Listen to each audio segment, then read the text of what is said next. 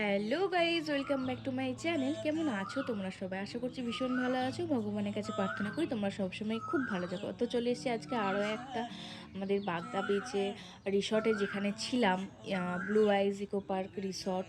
সেখানে আজকে দ্বিতীয় দিন। আমরা কিন্তু ঘুম থেকে উঠে একদম স্নান টান করে ফ্রেশ হয়ে গিয়ে জামাও কিন্তু পরে নিয়েছি। আজকে আমার সেকেন্ড দিনের লুক হচ্ছে এইটা। আমার এই ড্রেসটা ভীষণ পছন্দের, আর আমি মানে অনেক দিন আগে কিনেছিলাম। অনেক দিন বলতে প্রায় 1 বছর আগে আমি এই ড্রেসটা নিয়েছিলাম, কিন্তু তখন থেকে বেড়াতে যাবো করে ক্যান্সেল হয়ে গেছিলো।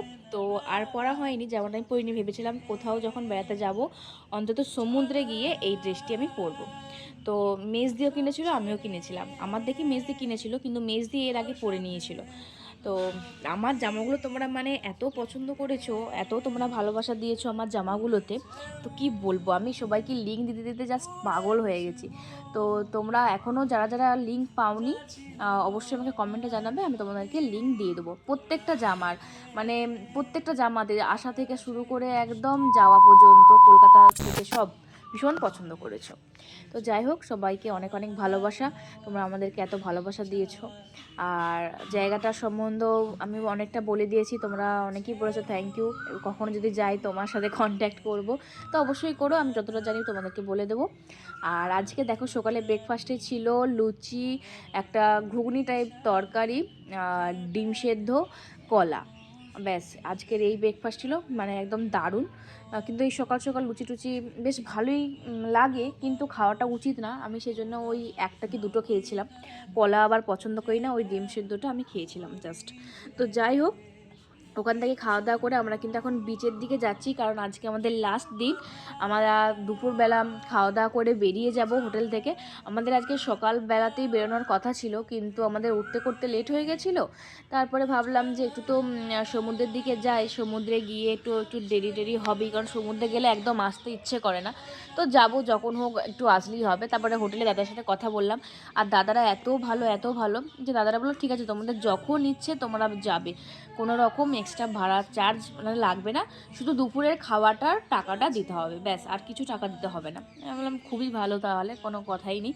তাহলে একটুখানি রয়ে বসে 4টে সাড়ে 4টে থেকে বেরোনো যাবে, কারণ আমাদের 6টায় ট্রেন ছিল, এখান থেকে যেতে 2 ঘন্টা টাইম লাগে, তো সেই কারণে। তো যাই হোক, আমরা কিন্তু এসে গেছি। আর দেখো কি ভালো যে লাগছিল। আগের দিনে অতটা ঢেউটা ছিল না, কিন্তু আজকের ঢেউগুলো কিন্তু দারুণ সুন্দর ছিল, ভীষণ ভালো লাগছিলো। আমি সমুদ্র ভীষণ ভালোবাসি, তবে সমুদ্র যতটাই সুন্দর ততটাই কিন্তু ভয়ঙ্কর। তোমরা তো দেখতেই পেলে কী ঘটনাগুলো একের পর এক ঘটছে, বাট তাও আমার সমুদ্র ভীষণ ভালো লাগে, এই হচ্ছে ব্যাপার। তো আমাকে কেমন লাগছে আমাদের সেকেন্ড দিনের লুক, সবাইকে কেমন লাগছে সেটা কিন্তু অবশ্যই জানাবে। আমার বোন, আমি তো ভীষণ রিলস বানাচ্ছিলাম, অনেক মজা করছিলাম। জানি না আবার কবে আসা হবে, আবার আসা আদৌ হবে কি না, তো জানি না। তো সেই জন্য একদম মনের সুখে আমরা আনন্দ করেছি নিজেদের মতন করে। একটা স্পিকার নিয়ে গেছিলাম, সেই স্পিকারে গান চালিয়ে আমরা কিন্তু রিলস বানিয়েছি, নাচ করেছি, মানে প্রচুর আনন্দ করেছি, প্রচুর। আর এই রিলসগুলো তোমরা এত ভালোবাসা দিয়েছে, আর আমি নিজেও এত হাসাহাসি করছি যখন মানে বেরিয়ে এসে যখন এগুলো এডিট করছি, মানে পোস্ট করি, এত হাসি লাগছে কি বলবো। এগুলোই তো মজা। এই জীবন তো আর কতটুকু, আজ আছি কাল নেই। যতদিন 2000 আছে ততদিন years ওই আনন্দগুলোই later. বেছে নিতে হবে আর কি, বাঁচতে হবে আমাদেরকে। দুঃখ করে সারা জীবন কাটিয়ে কি লাভ? দুঃখ কষ্ট তো জীবনে লেগেই থাকবে, তারই মাঝে আমাদেরকে কিন্তু এইভাবেই আনন্দ করে যেতে হবে। তো যাই হোক, এইদিকে আমরা কিন্তু চলে এসে ফ্রেশ হয়ে গেছি আবারও, কারণ আমার জামাটা আমি একটুখানি ভিজে টিজে গেছিলো, সেই কারণে। তারপরে এবার চলো আজকে দুপুরবেলা খাবো। একদমই শরীর ভালো নেই, খিদে নেই, কারণ আবার যেতে হবে শুনি আমার গা গোলাচ্ছে, এরকম ব্যাপার। সেজন্য একদম খেতে ইচ্ছে করছিল না। দাদারা সব চলে এসছে, ভাইও এসে গেছে, বোনও এসে গেছে। এবার খাবো। আমার তো খাওয়ার কোনো রকম ইচ্ছে নেই, আমি বোনকে বলছিলাম যে আমি খাবো না, কিন্তু বোন দাদা আর সব বলছিল যে না, কিছু খেয়ে নে, নাহলে আবার ট্রেনে কখন এখন 6টার সময় ট্রেন, 2 ঘন্টা যেতে লাগবে, খিদে পেয়ে যাবে তখন কি। ঠিক আছে, দুটিখানি খাই। বোনকে বলেছিলাম বোন তুই আমাকে দুটিখানি খাইয়ে দিবি, খাইয়ে দিলে তাও ভালো লাগে, তাছাড়া খেতে ভালো লাগে না যখন মানে ইচ্ছে করে না। তাই মাকে তখন খুব মিস করছিলাম, যে মা থাকলে মা খাইয়ে দিত। আর তখন আবার এক থালা ভাতে কিছু হতো না, মনে হয় 2 থালা ভাতই খেয়ে নিই। মা মাখিয়ে যদি তখন খাইয়ে দেয়, তখন এত ভালো লাগে, পুরো অমৃত লাগে, মনে হয় যেন খেয়েই যায়, থামাথামির কোনো সিন নেই। তো বোন খাইয়ে দিচ্ছিলো, এত ভালো লাগছিলো কি বলবো। তো ওই 2-3 গালের মতন খেয়েছিলাম। আর আজকে তো সেম মেনু ছিল। 1000 years later. তো যাই হোক, আমরা কিন্তু দেখো খাওয়া দাওয়া করে এক ঘুম ঘুমিয়েও নিয়েছি।